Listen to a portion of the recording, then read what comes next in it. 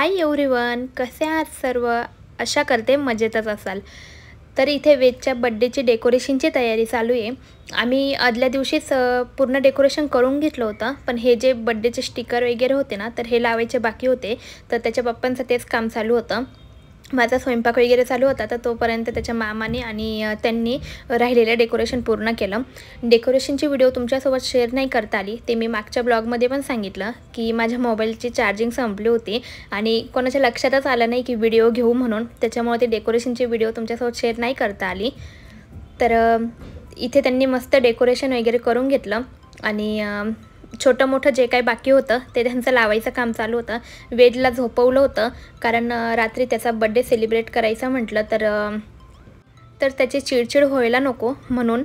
आणि त्यांचं डेकोरेशन चालू होतं तेवढ्यात आमचे पाहुणे पण आले होते. आता इथे माझे सासू सासरे, त्याच्यानंतर माझे नणंद भाचे, नंदेचे मिस्टर म्हणजेच भाऊ, ते सर्व आले होते. तर ते बड्डेच्या दिवशीच आले. आदल्या दिवशी त्यांना काही जमलं नाही यायला, कारण गावाकडे बरेच कामं चालू असतात आणि नाही जमत. आता जे कोणी गावाकडनं व्हिडिओ बघत असेल तर ते ह्या गोष्टीला नक्कीच रिलेट करतील की गावाकडचे कामं म्हणजे किती कामं असतात. वेळ काढूनही वेळ मिळत नाही. तर त्यांनी ठरवलं की बड्डेच्या दिवशी जाऊ. तर बड्डेच्या दिवशी आले ते सकाळी लवकर निघाले होते. त्यांना 6 की 6:30ची बस होती आणि दुपारी इथे 2:30 ते 3च्या दरम्यान पोहोचले. तर त्यांचा पूर्ण म्हणजे बऱ्यापैकी अर्ध्याच्या वर दिवस त्यांचा ट्रॅव्हलिंगमध्येच गेला. बरेच थकले होते ते.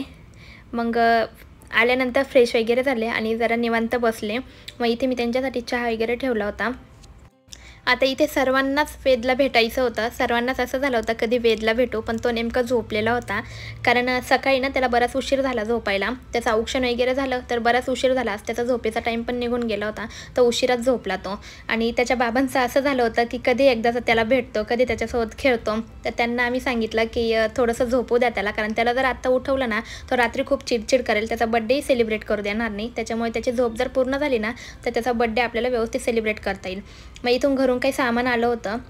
ताईंच्या घरून डाळिंब वगैरे आले होते आणि त्याच्यानंतर अक्काने हे गावठी लसूण वगैरे आणलं होता, मूग डाळ, मिरच्या, बरंच काही आणलं होतं.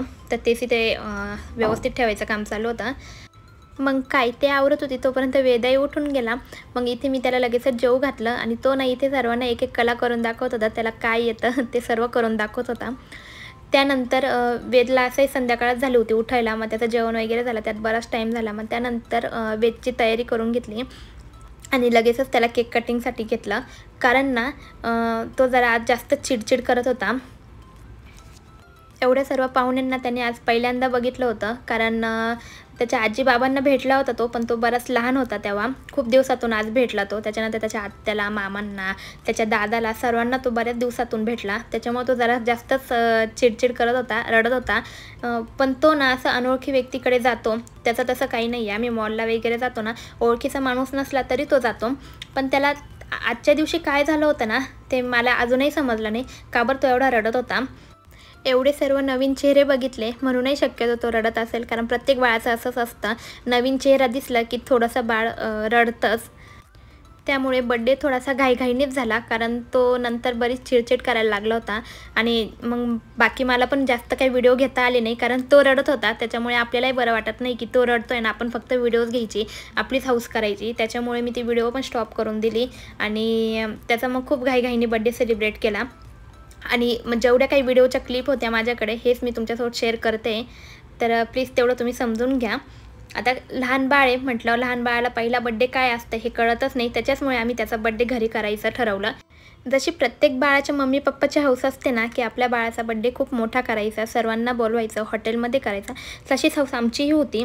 पण आम्ही ठरवलं की वेदला थोडं मोठं होऊ देऊ, त्याला बड्डे काय असतं हे कळू देऊ आणि नंतर आपण त्याचा बड्डे मोठा करू. तर आम्ही हाही विचार केला की आत्ता जर आपण त्याचा बड्डे हॉटेलला ठेवला असता, हॉटेलला केला असता, तर त्याने आत्ता जशी चिडचिड केली तशीच चिडचिड त्यांनी तेव्हाही केली असती. मग त्या बड्डेची मजाच काय, त्याचे हाल झाले असते आणि आपले हाल झाले असते. त्यानंतर सर्वांनी औक्षण वगैरे करून घेतलं आणि त्याच्या मामाने आणि आजीनी ना पैंजण बनवले होते त्याच्यासाठी.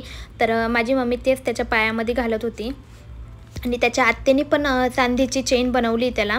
आता ते मी तुम्हाला नेक्स्ट व्हिडिओमध्ये दाखवेलच की त्याच्यासाठी काय गिफ्ट आलं आहे ते. त्यानंतर मग इथे त्याच्या मामाने आणि त्याच्या दादाने मस्त त्याच्यासोबत फोटोशूट केला. त्यानंतर लगेचच आम्ही केक कट केला, कारण तोही थोडासा चिडचिड करत होता, रडायला लागला होता. मग त्याच्यामुळे आम्ही पटकन केक कट केला. त्याची छोटीशी व्हिडिओ मग तुमच्यासोबत शेअर करते, कारण माझी पण हौस होते की त्याचा पूर्ण बड्डे तुमच्यासोबत शेअर करावा, तुम्हाला दाखवावा. पण तो चिडचिड करेल आणि त्याच्या बड्डेच्या दिवशी इतकी चिडचिड होईल त्याची हे मलाही माहिती नव्हतं. पण ठीक आहे, छोटासा बड्डे झाला, मस्त झाला, त्यानेही छान एन्जॉय केला. त्यानंतर तो थोडासा रडला, हे प्रत्येक बाळ करतं. पहिला बड्डे बाळाला माहिती नसतं, त्याच्यामुळे प्रत्येक बाळ रडतं आणि तसाच आमचा वेदही रडला. पण ठीक आहे, हे छोट्याशा क्लिप, हे छोट्याशा व्हिडिओ आमच्यासोबत आमच्या आठवणीत कायम राहील आणि तो मोठा झाल्यानंतर ही व्हिडिओ त्यालाही बघायला मिळेल. त्यानंतर मी वेदला शांत केला आणि तोही लगेचच शांत झाला. थोड्या वेळात तो खेळायलासुद्धा लागला. आणि मग त्यानंतर सर्वांना भूक लागली होती, तर मी लगेचच इथं ताटं तयार करून घेत होती. तर इथे मी मस्त खीर बनवली होती आणि बाकी जेवणामध्ये पावभाजी आणि पुलाव आम्ही हॉटेलमधूनच ऑर्डर केला होता.